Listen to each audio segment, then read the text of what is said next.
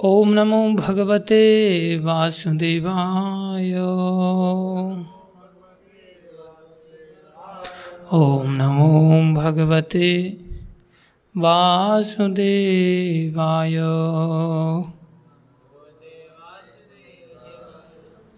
ओम नमो भगवते वासुदेवाय।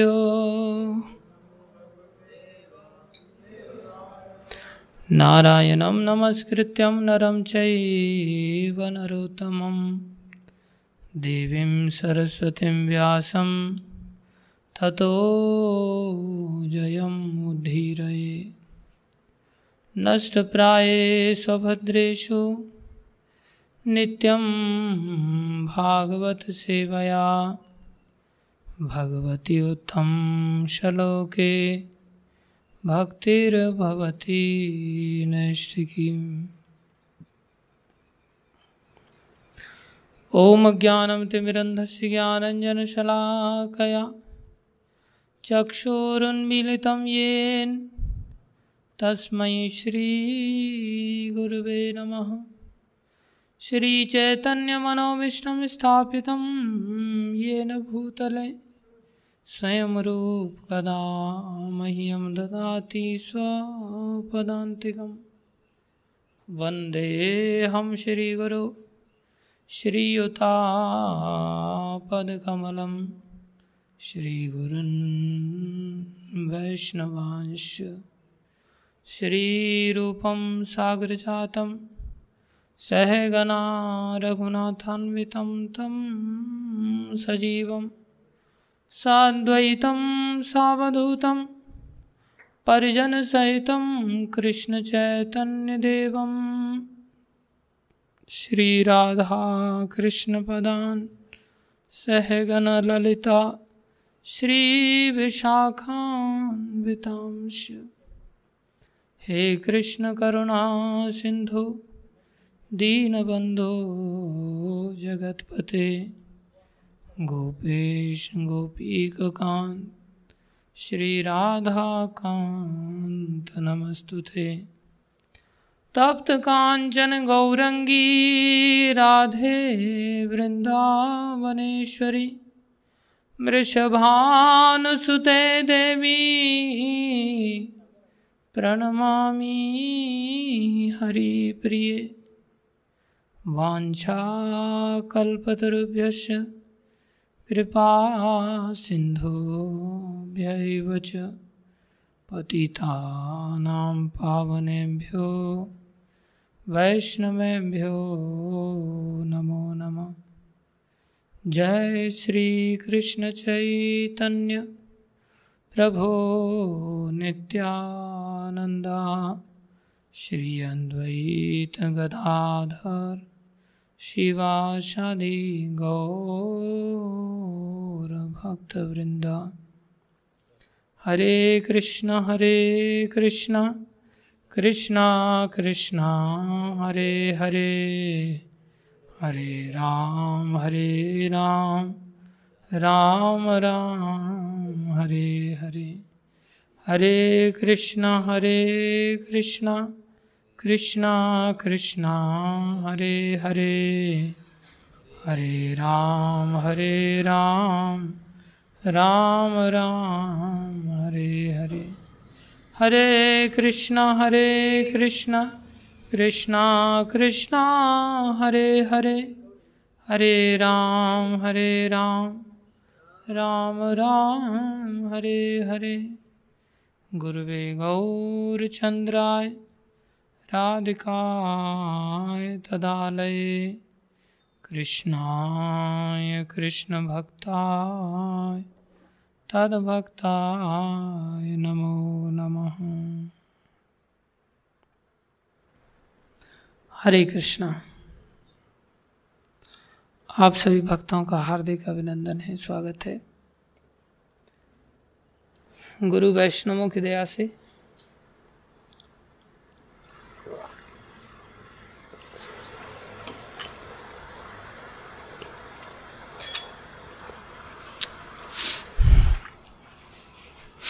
आज से हम लोग कुछ दिन के लिए हमारी परंपरा में जो आचार्य हुए हैं उनके जीवन चरित्र और उनकी शिक्षाओं पर थोड़ी सी चर्चा करेंगे, जब तक उनकी दया से कर पाएंगे। इसलिए आप सभी भक्तों से निवेदन है, कृपा करके इन चर्चाओं को ध्यान से सुने और जीवन में धारण करें। प्रमुख रूप से हमारी परंपरा में हम 6 गोस्वामियों से शुरुआत कर रहे हैं, जिसमें कि श्रील सनातन गोस्वामी बड़े भाई हैं और श्रील रूप गोस्वामी छोटे भाई हैं। लेकिन छोटे भाई श्रील रूप गोस्वामी पहले भगवान की भक्ति में आए, इसलिए साधु समाज उनका नाम पहले लेता है। कोई भी व्यक्ति भक्ति में यदि पहले आ जाए, चाहे वो छोटा सा बालक ही क्यों नहीं है, वो बड़ा बन जाता है। और कोई बूढ़ा व्यक्ति यदि देर से आए तो साधु समाज में उसका नाम बाद में लिया जाता है। इसी प्रकार श्रील रूप गोस्वामी, सनातन गोस्वामी, गोपाल भट्ट गोस्वामी, श्रील जीव गोस्वामी, रघुनाथ दास गोस्वामी, रघुनाथ भट्ट गोस्वामी, इन सभी के चरित्र का वर्णन इनके भक्ति मार्ग में कौन पहले आए उनके आधार पर ही किया जाएगा। हालांकि ये सभी अवतारी पुरुष हैं, साधारण नहीं है। एक साधारण मेरे जैसा व्यक्ति इनके चरित्र का क्या वर्णन कर सकता है। हमारी तो कोई योग्यता नहीं है, और कहाँ ये आचार्य हैं साक्षात।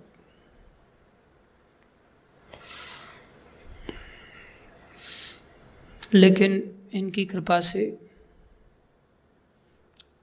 थोड़ी बहुत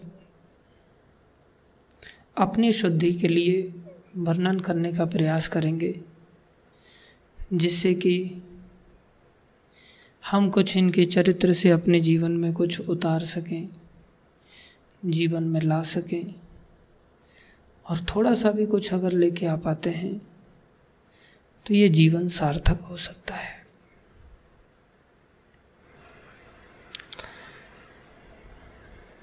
भगवान श्री कृष्ण जब इस धराधाम पर प्रकट होते हैं, आज से 5,500 वर्ष पूर्व, तो उन्होंने यहाँ पर अपने पार्षदों के साथ, ब्रजवासियों के साथ बड़ी मधुर मधुर लीलाओं का आस्वादन किया। प्रमुख रूप से राधा रानी के साथ। राधा रानी क्या है? राधा रानी कौन है? भगवान की शक्ति है। जैसे हम लोग कौन हैं? हम भी भगवान की शक्ति हैं। दुर्गा देवी कौन है? वो भी भगवान की शक्ति है। तो भगवान अलग अलग शक्तियों का विस्तार करते हैं, अलग अलग प्रयोजन के हेतु, और ये सब भगवान की शाश्वत शक्तियां हैं। जैसे हम सनातन जीव हैं, ऐसा कोई समय नहीं था कि हमारी किसी समय में उत्पत्ति हुई हो या किसी समय में हमारा नाश हो जाए। हम सनातन हैं, जो कि तटस्थ शक्ति के रूप में जाने जाते हैं। ऐसे ही भगवान की समस्त शक्तियां सनातन हैं, क्योंकि भगवान स्वयं में सनातन है। ऐसे ही दुर्गा देवी को भगवान की बहिरंग शक्ति कहते हैं, और राधा रानी को कौन सी शक्ति कहते हैं? अंतरंग शक्ति कहते हैं। अंतरंग शक्ति के साथ साथ इनको आह्लादनी शक्ति भी कहा जाता है। कौन सी शक्ति? आह्लादनी शक्ति। तो भगवान आह्लादनी शक्ति से क्या प्राप्त करते हैं?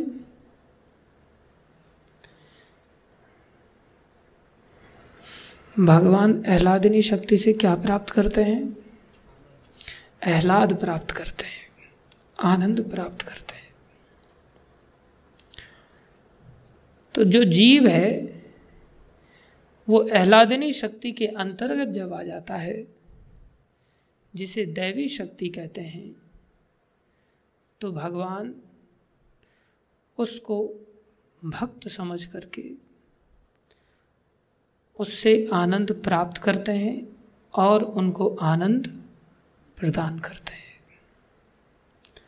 राधा और कृष्ण दोनों ही एक दूसरे से आनंद प्राप्त करते हैं और दोनों एक दूसरे को आनंद प्रदान करते हैं। ऐसे ही जो जीव भगवान की अंतरंग शक्ति राधा रानी अथवा दैवी शक्ति के अंदर चले जाते हैं, वो भी भगवान को आह्लाद प्रदान करने का प्रयास करते हैं और भगवान उनको आह्लाद प्रदान करते हैं। परित्राणाय साधूनां। जो जीव भगवान की इस आह्लादनी शक्ति की ओर नहीं जाते, जो जीव भगवान की बहिरंग शक्ति की ओर खिंच जाते हैं, बहिरंग शक्ति भी खींच लेती है अपने दो गुणों के द्वारा। विशेष रूप से बहिरंग शक्ति जैसे चुंबक लोहे को खींच लेती है, ऐसे ही बहिरंग शक्ति के अंतर्गत भी तटस्थ जीव कई बार खिंच जाते हैं। तो ये दो गुण हैं बहिरंग शक्ति के, विशेष रूप से भोग और ऐश्वर्य। जो भगवान से अलग अगर कोई सोचता है तो वो इनकी ओर आकर्षित हो जाता है। भगवान श्री कृष्ण को इनकी आवश्यकता नहीं है, क्योंकि भगवान श्री कृष्ण स्वयं में षड ऐश्वर्य परिपूर्ण हैं, निज लाभ तुष्ट हैं। वो उनको किसी से ये चीज़ें नहीं चाहिए, क्योंकि उनके पीछे लक्ष्मी जी निरंतर विचरण करती रहती हैं, क्योंकि उनके पास षड ऐश्वर्य स्वरूप में पूर्ण धन है, पूर्ण ज्ञान है, पूर्ण वैराग्य है, पूर्ण शक्ति है, पूर्ण सुंदरता है, पूर्ण यश है। संसार में सब लोग इन्हीं चीज़ों के पीछे भागते हैं। तो भगवान के पास तो भगवत्ता होने के कारण वो इन सब चीज़ों से तो परिपूर्ण है, अनंत मात्रा में उनके पास है। तो कोई व्यक्ति उनको क्या चीज़ दे सकता है? किस चीज़ से वो संतुष्ट होंगे? दूसरे शब्दों में क्या नहीं है उनके पास जो चीज़ को पाकर के वो संतुष्ट होंगे? उनके पास तो सब कुछ है। उनके पास सब कुछ है, इसलिए कोई उनको धन से संतुष्ट नहीं कर सकता, कोई उनको अपनी विद्वता से संतुष्ट नहीं कर सकता, कोई उनको अपनी सुंदरता से संतुष्ट नहीं कर सकता, कोई उनको अपने वैराग्य से संतुष्ट नहीं कर सकता, कोई उनको अपने यश से संतुष्ट नहीं कर सकता, कोई अपनी ताकत से संतुष्ट नहीं कर सकता। कोई सोचे मैं भगवान का दुश्मन बन जाता हूँ, किसकी सामर्थ्य है जो भगवान का दुश्मन बन सके? इसलिए भगवान निज लाभ तुष्ट हैं। वो निज लाभ तुष्ट भगवान। हाँ कहो।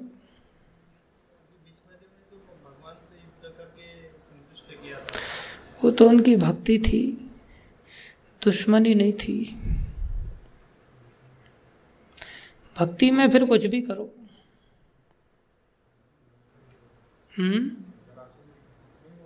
युद्ध तो फिर बहुतों ने भगवान के साथ लड़ा, लेकिन कोई क्यों नहीं संतुष्ट कर पाया। जामवंत जी ने भी। संतुष्ट भगवान को क्या कर सकता है कोई, तो भगवान की दया है। वो उस रूप में वीर रस का, भक्ति का आस्वादन कराना चाहते हैं, वो सब भक्ति है।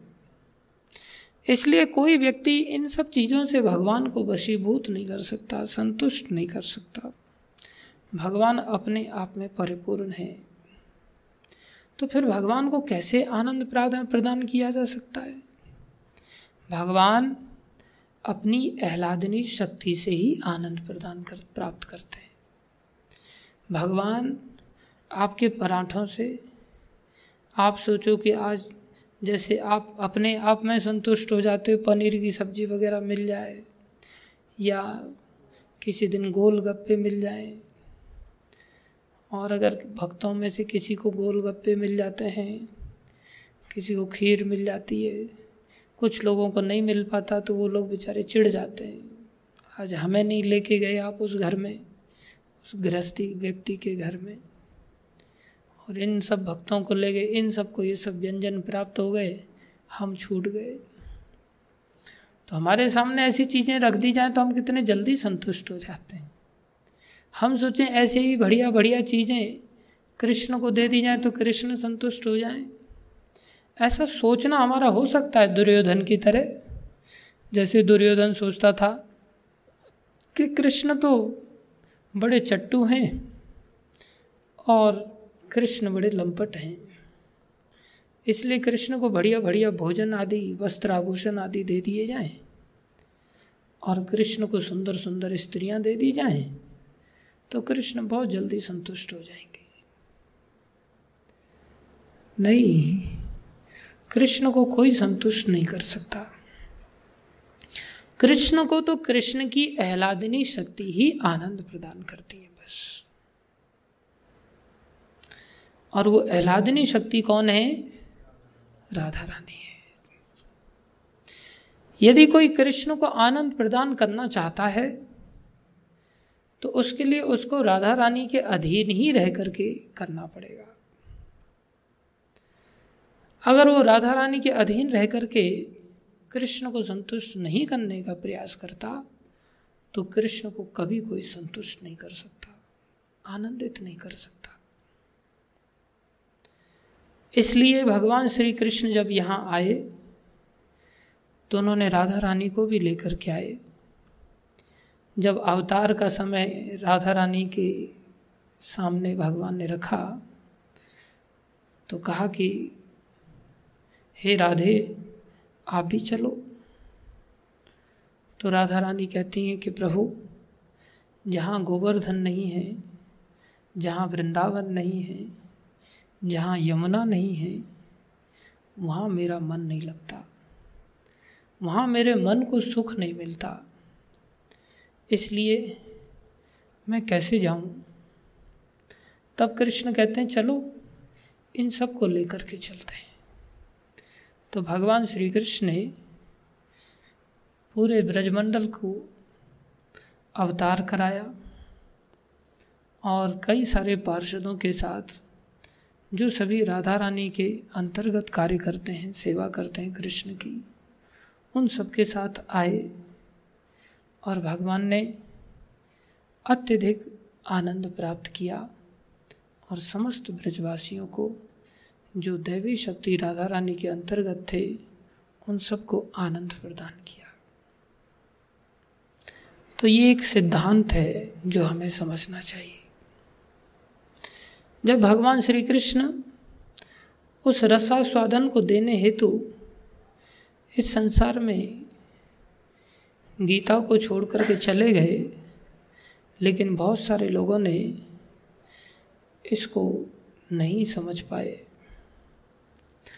उस अवस्था के लिए भगवान श्री कृष्ण ने ही चैतन्य अवतार लिया और चैतन्य अवतार में उन्होंने देखा कि कृष्ण अवतार में तो मैंने राधा रानी से आनंद प्राप्त किया। कृष्ण अवतार में तो मैंने राधा रानी जो मेरी आह्लादनी शक्ति हैं और उनके अंतर्गत जितने भी भक्त हैं, जैसे यशोदा मैया हैं, नंद बाबा हैं, सब जितने भी गोप ग्वाल बाल सब गायें, समस्त ब्रज राधा रानी की शक्ति के अंतर्गत कार्य करता है। तो मैंने तो इन सब से अत्यधिक आनंद लिया, ऐसा आनंद लिया, ब्रज रस का ऐसा आस्वादन किया कि ऐसा आस्वादन द्वारिका में 16,108 रानियों के सानिध्य में नहीं मिला, जो कृष्ण को निरंतर हर प्रकार की सेवा के लिए तत्पर रहती थी, जो समस्त गुणों से संपन्न थी, गुणों की खान थी। लेकिन राधा रानी ने मुझसे कैसा आनंद प्राप्त किया, उसका आस्वादन करने हेतु कि राधा रानी को मुझसे क्या प्राप्त होता है। जैसे राधा रानी आह्लादनी शक्ति हैं, वैसे ही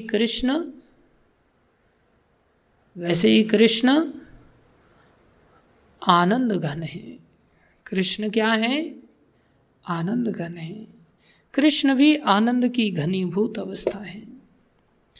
तो राधा रानी को कृष्ण कौन सा आनंद प्रदान करते हैं, जिसके चलते राधा रानी, समस्त गोपियाँ, समस्त ब्रजवासी, समस्त भक्त लोग, ये सभी अपना सर्वस्व त्याग करने के लिए तत्पर रहते हैं। इनको जन्म पर्यंत संसार में जन्म भी लेने से भय नहीं होता। ये कैसा रसास्वादन प्राप्त करते हैं। उस आस्वादन के लिए भगवान ने चैतन्य अवतार लिया, जिसमें कि राधा रानी के भाव को उन्होंने ग्रहण किया और अपनी ही भक्ति किया। कृष्ण की ही भक्ति स्वयं श्री कृष्ण ने राधा रानी का भाव ग्रहण करके किया। और जब वो आनंद प्राप्त किया तो उस आनंद में इतना आनंद भगवान ने अनुभव किया कि कृष्ण अवतार में तो भगवान ने जो राधा रानी से वो आनंद प्राप्त कर रहे थे, उस आनंद का आस्वादन कराने हेतु संसार के जीवों को उन्होंने आमंत्रित किया और कहा कि तुम समर्पण करो और तुम भी ऐसी भक्ति का आस्वादन कर लो।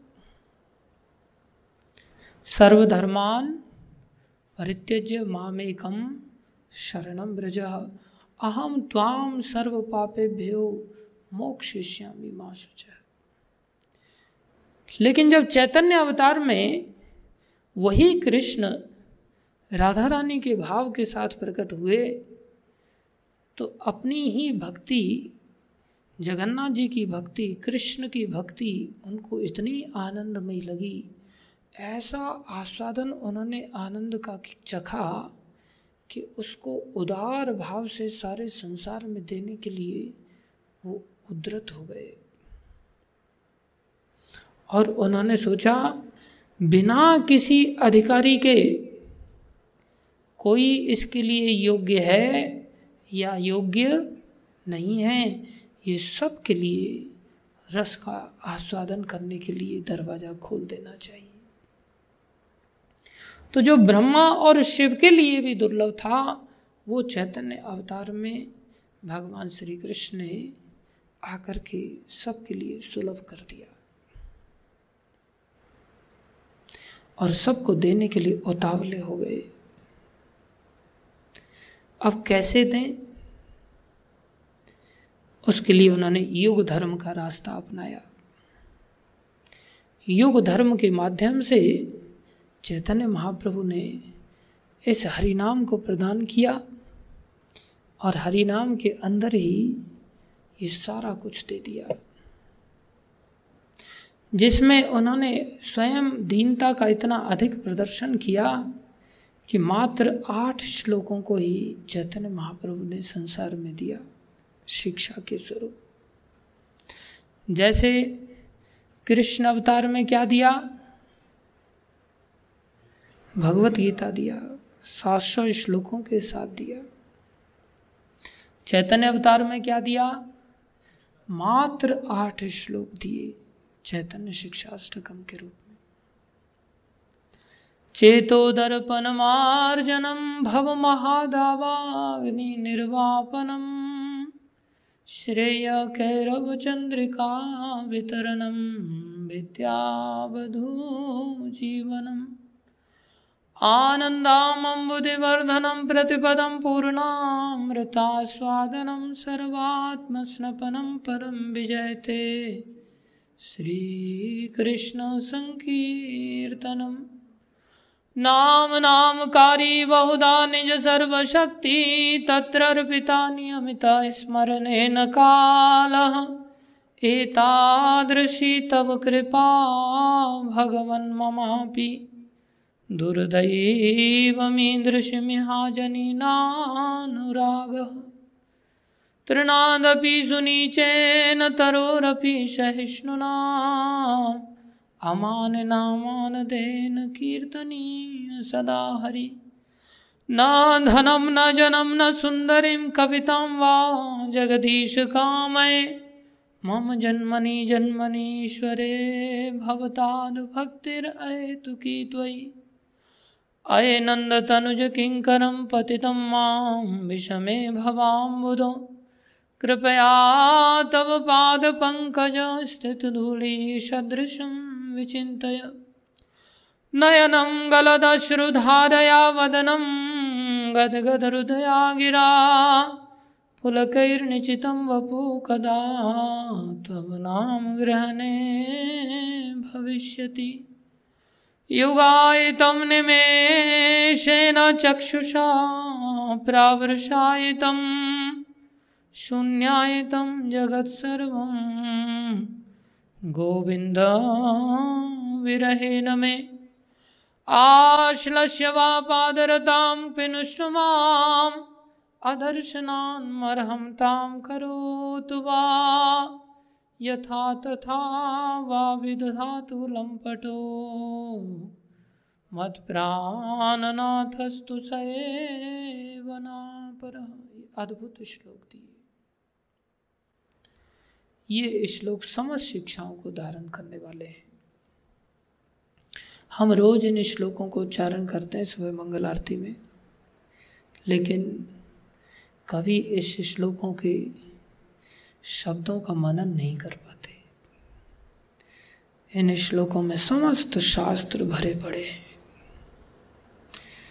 तो चैतन्य महाप्रभु ने युग धर्म के रूप में हरिनाम संकीर्तन दिया और सारा रस सारा भक्ति इस हरिनाम के अंदर भर दिया और इस हरिनाम को समझने के लिए समझाने के लिए ये 8 श्लोक दिए। और हम सभी कलयुग के जीव जो कि मंद सुमंद मतयो मंद भाग्य उपाद्रता अत्यधिक मंद हैं, गए गुजरे हैं, हमारे लिए इसे और सुलभ बनाने के लिए चैतन्य महाप्रभु ने अपने पार्षदों के माध्यम से इसको विस्तारित कराया। और उन पार्षदों में ही ये 6 गोस्वामी आते हैं। इन 6 गोस्वामियों में से प्रथम श्रील रूप गोस्वामी, जिनको कि चैतन्य महाप्रभु ने इतना योग्य समझा कि साक्षात चैतन्य महाप्रभु के मन के सारे रहस्यों को जानते थे। इसलिए इनके बारे में कहा जाता है, श्री चैतन्य मनोभीष्टम स्थापितम येन भूतले स्वयं रूप कदा मह्यम ददाति स्वपदान्तिकम्।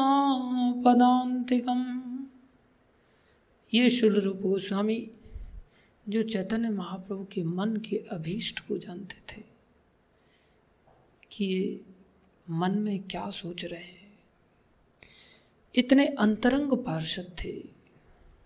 कोई भी व्यक्ति किसी भी व्यक्ति के मन की बात को सहज रूप से नहीं समझ सकता। आजकल कलयुग में तो विशेष रूप से ये बहुत कठिन है। सामने वाला सोचता कुछ है और दूसरा व्यक्ति समझता कुछ और है। इसको कहते हैं मिसअंडरस्टैंडिंग। बिना मतलब के ही कलयुग अपने पैर पसारता है और इसी को मिसअंडरस्टैंडिंग कहते हैं। कोई बात नहीं, चीत नहीं, दूसरा कुछ और सोच रहा है, हम कुछ और ही सोच के बैठ करके उसको बैठ जाते हैं और अंत में द्वेष उत्पन्न कर लेते हैं। लेकिन चैतन्य महाप्रभु के श्रील रूप गोस्वामी बहुत अधिक अंतरंग पार्षद थे, दीनता की साक्षात मूर्ति थे। इसलिए चैतन्य महाप्रभु इनसे अत्यधिक प्रेम करते थे। तो चैतन्य महाप्रभु ने इनको शक्ति का संचार कराया। जैसे ब्रह्मा जी को शक्ति का संचार करके सृष्टि के लिए शक्ति प्रदान किया, ऐसे ही इनके हृदय में भी शक्ति का संचार करके चैतन्य महाप्रभु ने भक्ति का प्रचार प्रसार कराया और इनको इतना अधिकार दिया कि इनको भक्ति का पिता कह दिया गया। क्या बताया गया? भक्ति के पिता। भक्ति इनके ही अनुगत्य में संभव है, अन्यथा भक्ति संभव ही नहीं है। इसलिए हमारी परंपरा में जितने भी वैष्णव लोग होते हैं उन सभी को रूपानुग कहा जाता है। क्या कहा जाता है? रूपानुग कहा जाता है। हम सभी श्रील रूप गोस्वामी के अनुगत्य में जीवन जीने वाले भक्त लोग कहलाते हैं। अब वो हमारे ऊपर निर्भर है कि हम श्रील रूप गोस्वामी का कितना अनुगत्य स्वीकार करते हैं। तो श्रील रूप गोस्वामी के माध्यम से इन्होंने भक्ति के सारे सिद्धांतों का अपने अनेकों ग्रंथों में बड़ा विशद वर्णन कराया, और वर्णन ही नहीं कराया, इन्होंने उन सब चीज़ों को अपने आचरण में उतार के दिखाया। इसलिए आचार्य कहलाते हैं। भक्ति के पिता, भक्ति के समस्त रहस्यों को देने वाले, भक्ति की समस्त जानकारी, समस्त समझ को देने वाले, और आचार्य इसलिए क्योंकि उन्होंने उन सब चीज़ों को अपने आचरण में उतार के दिखाया। भाषण तो हम जैसे बहुत दे लेते हैं, जैसे आपके सामने मैं बैठा हुआ हूँ, तो भाषण देना सहज है, लेकिन चीज़ों को अपने आचरण में उतार करके बताना इतना सहज नहीं होता। इसलिए बिना भाषण के भी लोगों में परिवर्तन आ जाता है। उसको कहते हैं example is better than precept. Example बहुत सारा प्रेस्क्रिप्शन देने से अच्छा है। तो हम बहुत लंबा भाषण दें, उससे अच्छा है हम अपने जीवन में एक क्रिया को उतार के दिखा दें। यदि उतार के दिखा देते हैं तो सब लोग बड़ी सहजता से उसे पालन कर लेते हैं। तो इन्होंने हर चीज को, हर शब्द को जो इन्होंने लिखा, जो इन्होंने बताया, उन सारे शब्दों को अपने जीवन में उतार के दिखाया। तो इसलिए इन्हें आचार्य भी कहा जाता है। और प्रभुपाद जी ने इनकी समाधि पर रह करके इनकी कृपा को प्राप्त किया,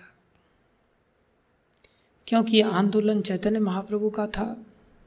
इसको सारे संसार में फैलाने के लिए कोई भी वैष्णव संसार से नाश को प्राप्त नहीं होते, ऐसा भगवत गीता में भगवान का वचन है कि मेरे भक्तों का कभी नाश नहीं होता। अर्जुन, तुम जाकर के घोषणा कर दो, न मे भक्ता प्रणश्यति कौन्तेय प्रतिजानीहि। मेरे भक्त का कभी नाश नहीं होता। तो जो वैष्णव होते हैं अपनी समाधि में हमेशा के लिए विराजमान रहते हैं। तो श्रील रूप गोस्वामी की समाधि जो दामोदर मंदिर में है वृंदावन में, वहाँ पर रह कर के प्रभुपाद जी ने इनकी समाधि पर बहुत लंबे समय तक सेवा किया और प्रभुपाद जी ने अनुभव किया कि श्रील रूप गोस्वामी की समाधि से अचानक से ही एक प्रकाश पुंज निकला और वो प्रभुपाद जी के अंदर प्रवेश किया। तब प्रभुपाद जी ने विचार किया कि मुझे श्रील रूप गोस्वामी की कृपा प्राप्त हुई। ऐसे ही नहीं कि एक दिन मांगने से कृपा मिल जाए, भाई हमारे ऊपर कृपा कर दो। उसके लिए हमें आज्ञा पालन करना होता है, तपस्या करनी होती है, सेवा करनी होती है। तो श्रील रूप गोस्वामी की समाधि पर श्रील प्रभुपाद ने निरंतर सेवा किया, रात रात भर जाग कर के सेवा करते थे। तो उससे पता चलता है कि कितना आवश्यक होता है। और फिर इन्हीं रूप गोस्वामी की कृपा प्राप्त करके प्रभुपाद जी ने इस आंदोलन की शुरुआत की और आंदोलन की शुरुआत करके उन्होंने सारे संसार में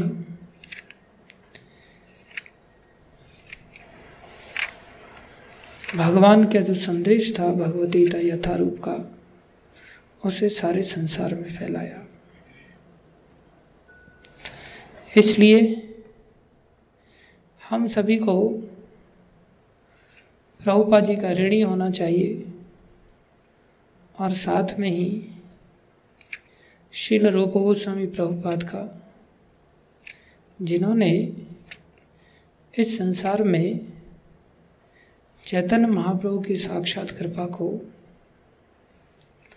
अपने ग्रंथों के माध्यम से, अपने जीवन चरित्र के माध्यम से हम सभी को वितरित कराया। तो श्रील रूप गोस्वामी कौन हैं, कैसे अचानक से इनका इतना महिमा का गान किया गया, कैसे ये इतने महिमा मंडित हुए, थोड़ा सा इनका शारीरिक बैकग्राउंड समझने का प्रयास करते हैं। ये मुख्य रूप से इनके पूर्वज कर्नाटक के निवासी थे। कर्नाटक के निवासी में कोई साधारण परिवार में नहीं थे, इनके पूर्वज राजा थे। सर्वज्ञ जगत गुरु नाम से एक कर्नाटक के राजा थे जो बहुत यजुर्वेद के प्रकांड विद्वान थे, भगवान की आराधना करते थे। इन्हीं के ही वंश में आगे चल कर के एक अनिरुद्ध नाम के बालक उत्पन्न हुए और अनिरुद्ध जी भी, ये भी बड़े अच्छे वैष्णव थे।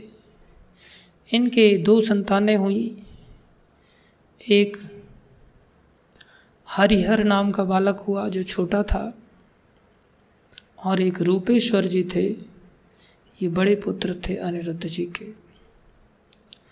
हरिहर ये सभी जो सैन्य विद्या होती है उसमें निपुण थे और रूपेश्वर जी ये बड़े शास्त्रों के ज्ञाता महान भक्त थे। अनिरुद्ध जी का जैसे ही निधन हुआ, हरिहर जी ने शासन करना आरंभ किया जो छोटे थे, और रूपेश्वर जी ने वहाँ से वो स्थान छोड़ दिया और बंगाल आ गए। रूपेश्वर जी के ही आगे चल कर के वंश में एक बालक उत्पन्न हुए कुमारदेव, और कुमारदेव के ही कई संतानें थी और कई संतानों में ये 3 प्रमुख संतानें प्रसिद्ध हुई, अमर और संतोष और वल्लभ। ये 3 संतानें प्रमुख थीं। यही 3 संतानें रूप, सनातन और अनुपम के नाम से प्रसिद्ध हुई। तो कुमारदेव जी अपने परिवार में थोड़ा सा झगड़ा या अनबन होने के कारण बांग्लादेश चले गए और बांग्लादेश में ही उनकी इन संतानों का उन्होंने पालन पोषण किया। ये प्रकांड विद्वान थे। बांग्लादेश रहते हुए ही विचरण करते थे ये। तो एक बार इनकी भेंट हुसैन शाह से हुई। ये हुसैन शाह एक छोटा सा बालक था और ये मुसलमान बालक था। उस समय बंगाल पर राज्य करते थे सुबुद्धि राय। ये भी बड़े धर्मात्मा वैष्णव थे। सुबुद्धि राय के अंतर्गत ये बालक नौकरी करता था, नौकर था। तो इनकी भेंट रूप सनातन से हुई। ये ज्योतिष के आचार्य थे। इन्होंने इसको देखते ही कह दिया, आने वाले समय में तुम इस देश के राजा बनोगे। तो ये बड़ा आश्चर्य में डूब गया, मैं तो नौकर हूं, राजा कैसे बनूंगा। और ये नौकर बहुत ज़्यादा चरित्रवान नहीं था। इसने सुबुद्धि राय के यहाँ बहुत बड़ी चोरी किया, लेकिन सुबुद्धि राय इतने परम वैष्णव थे कि उन्होंने इसकी चोरी को एक कोड़ा मार करके क्षमा कर दिया था। एक कोड़े का दंड दिया था बस। इसलिए अपने आप को सुबुद्धि राय का बहुत ऋणी समझता था ये। और फिर सारे ही संसार में मुसलमानी शासन फैलने लगा और फिर बंगाल में भी मुसलमानों ने अपने प्रतिनिधि के रूप में इसी को राजा बना दिया और सुबुद्धि राय को पदच्युत कर दिया। और नवाब हुसैन शाह वहाँ का बादशाह बन गया। नवाब हुसैन शाह इनकी विद्वता से प्रसिद्ध था, जानता था। इसलिए नवाब हुसैन शाह ने इनको ये देख करके कि ये भविष्यवेत्ता हैं, ये मेरे शासन को बहुत अच्छी तरह से चला पाएंगे, मैं तो मूर्ख हूँ, मेरे को तो कोई अकल है नहीं। इन दोनों भाइयों को जबरन बुला लिया और धमकाया कि यदि आप मेरे शासन व्यवस्था में सहयोग नहीं करोगे तो मैं हिंदुओं का, वैष्णवों का धर्म भ्रष्ट करूँगा, उनकी हत्याएं करूँगा, अत्याचार करूँगा, मंदिरों को ध्वस्त करूँगा। तब इन्होंने समाज की भलाई के लिए इसके यहाँ पर सेवा को स्वीकार किया। और सेवा कोई साधारण नहीं थी। इनमें से जो रूप गोस्वामी थे उनको फाइनेंस मिनिस्टर बनाया और सनातन गोस्वामी को प्राइम मिनिस्टर बनाया गया। सनातन गोस्वामी को दबीर खास और रूप गोस्वामी को साखर मल्लिक, ये उस समय की प्राइम मिनिस्टर और फाइनेंस मिनिस्टर की उपाधियों के नाम होते थे। तो सनातन गोस्वामी का क्या नाम रख दिया गया? दबीर खास, मतलब खास दबीर जो है मंत्रिमंडल के, प्राइम मिनिस्टर।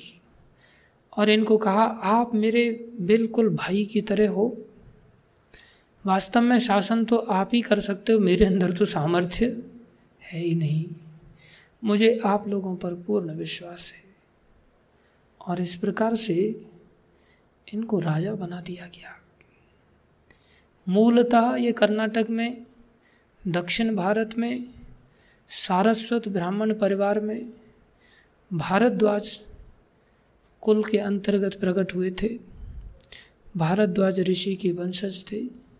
ये एक सांसारिक दृष्टि से शरीर का इनका परिचय दिया गया है, बल्कि ये तो राधा रानी के ही अंतर्गत सेवा करने वाली मंजरियाँ हैं। ये भगवान के नित्य लीला के पार्षद हैं। चैतन्य महाप्रभु के पार्षद हैं। तो ये परम भक्त बचपन से ही हैं, परम विद्वान हैं, बचपन से ही भविष्य वेत्ता हैं, भूत वर्तमान भविष्य सब जानते हैं, और राजघराने से आए हैं, और फिर से कैसी पोजीशन प्राप्त हुए? राजा की ही पोजीशन है। राजा को तो होश ही नहीं है, सारा राजस्व विभाग, सारा धन, सारा कुछ विभाग किसके पास है? श्रील रूप गोस्वामी के पास है। और सनातन गोस्वामी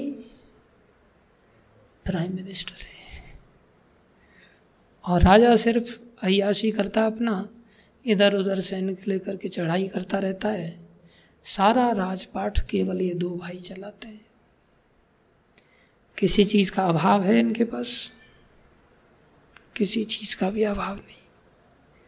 लेकिन इस नौकरी को भी, इस राज सिंहासन का भोग ना करके निरंतर भक्ति की लालसा में चैतन्य महाप्रभु का चरणाश्रय पाना चाहते हैं। इसलिए वहाँ से नौकरी करते हुए चैतन्य महाप्रभु की अनुयायी बनने के लिए चैतन्य महाप्रभु को इन दोनों भाइयों ने अनेक पत्र लिखे कि हम आपकी शरण में आना चाहते हैं, हम भक्ति करना चाहते हैं, आप हमारे ऊपर कृपा करके हमें कृतार्थ कीजिए। आजकल हमारी स्थिति जो है, नारी मुई संपत्ति नाशी, मूड मुड़ाए भय सन्यासी। पत्नी है नहीं, संपत्ति का नाश हो गया है, सर मुड़ा के सन्यासी बन जाओ। या नौकरी करने के लिए गए, नौकरी में 4 पैसा ठीक से मिल नहीं रहा है, घर चल नहीं रहा है, छोड़ो नौकरी। या बिजनेस करने के लिए गए, बिजनेस भी चला नहीं ठीक से, दिए भी फूट गए। लोग तरह तरह के बिजनेस करने जाते हैं। तो क्या करे भाई, चलो भक्त बन जाते हैं, भक्ति के मार्ग का चयन करते हैं। और भक्ति में भी कौन सा मार्ग का चयन करना है? प्रभुपाद जी हमें खिलाएंगे पिलाएंगे, हाँ, कमाएगी दुनिया, खाएंगे हम, ये भक्ति। ऊपर से डिमांड करेंगे, कब तक लौकी, पत्ता गोभी, गंगा फल, यही सब्जी खाते रहेंगे, बस लेके आओ मार्केट से, पता चल जाएगा दूसरी सब्जियां कैसे आती हैं। इसलिए भक्ति भी कैसी हमारी, हाँ, डिमांडिंग भक्ति। भक्ति करने से पहले ही ठाकुर जी को क्लेम करते, क्या खिला रहे हो आप हमें, आपकी भक्ति करेंगे हम, ठीक है, लेकिन कुछ पहनाओगे, खिलाओगे, घुमाओगे, थोड़ा गाड़ी घोड़े की सुविधा दोगे तो सोचेंगे फिर भक्ति करनी है कि नहीं करनी। ये राजघराने में उत्पन्न होने के पश्चात ही नहीं, स्वयं राजा बनकर के बैठे हुए हैं, और इतने प्रकांड विद्वान हैं, इतने तेजस्वी हैं कि जब ये अपनी सभा में बैठते थे तो ऐसा लगता था साक्षात इंद्रदेव बैठे हुए हैं। इतने सुंदर रूपवान, एक अपनी स्माइल से ही, जबकि कोई व्यक्ति लीडर होता है तो उससे बहुत सारे द्वेष करने वाले पैदा हो जाते हैं, लेकिन एक सिंगल व्यक्ति सभा के अंदर या कोई भी अतिथि ऐसा नहीं होता था जो इनके प्रति द्वेष रखता हो हृदय में। एक सुंदर स्माइल देते थे, स्माइल देते ही उस व्यक्ति के हृदय में घुस जाते थे, वो व्यक्ति इनका अपना बन जाता था। उसके यहाँ नौकरी चाकरी करते हुए भी भक्ति मार्ग के अंतर्गत इतने आगे बढ़ने का उत्साह, सारे नगर के, सारे देशों से बड़े बड़े विद्वानों को आमंत्रित करके निरंतर शास्त्रों पर चर्चा करते थे। विशेष रूप से नवद्वीप से बड़े सारे वैष्णव आकर के इनके साथ हरि चर्चा करते थे। सार्वभौम भट्टाचार्य के एक भाई थे विद्या वाचस्पति, वो इनके स्पिरिचुअल गाइड थे। वो निरंतर आ करके इनके साथ चर्चा करते थे। रामकेली में इनका दिव्य महल था।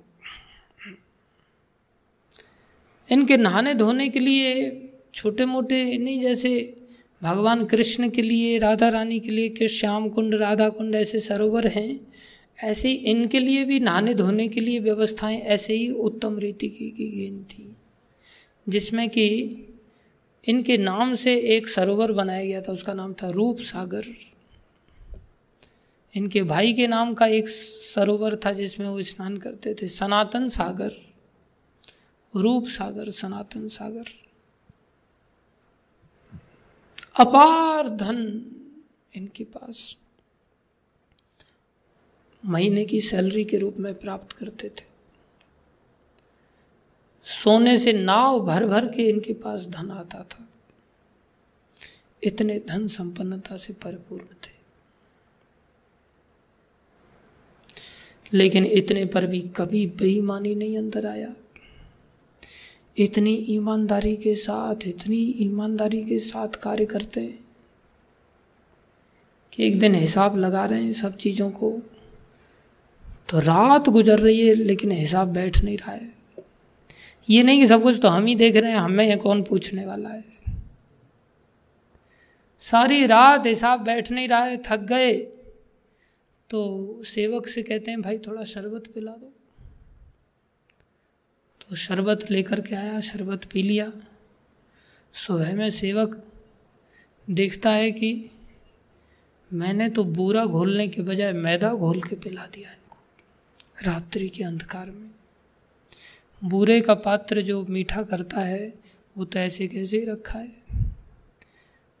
जाकर के चरणों में गिर पड़े, मुझे क्षमा कर दो। बोले लेकिन हुआ क्या है? बोले आप जानते हुए भी ऐसा प्रश्न करें। नहीं बताओ तो सही हुआ क्या, आप हमें क्षमा दान दे दो। नहीं बताओ तो सही हुआ क्या, नहीं आप हमें अभय दान दो, तभी हम बताएंगे। चलो जाओ, दिया, अभय दान दिया, अब बताओ क्या हुआ।